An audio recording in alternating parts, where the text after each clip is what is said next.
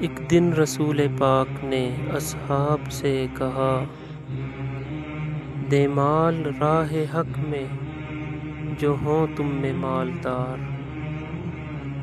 ارشاد سن کے فرتے طرب سے عمر اٹھے، اس روز ان کے پاس تھے درہم کئی ہزار۔ دل میں یہ کہہ رہے تھے کہ صدیق سے ضرور بڑھ کر رکھے گا آج قدم میرا راہوار۔ لائے غرض کے مال رسول امی کے پاس، ایثار کی ہے دست نگر ابتدائے کار۔ پوچھا حضور سرور عالم نے، اے عمر،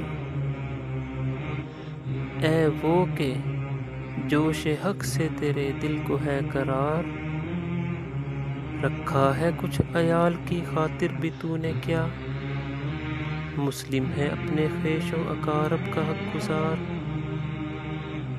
کی عرض نصف مال ہے فرزند و زن کا حق، باقی جو ہے وہ ملت بیضا پہ ہے نثار۔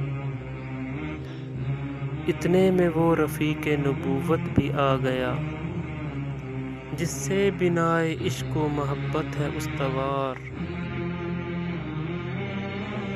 لے آیا اپنے ساتھ وہ مرد وفا سرشت، ہر چیز جس سے چشم جہاں میں ہو اعتبار۔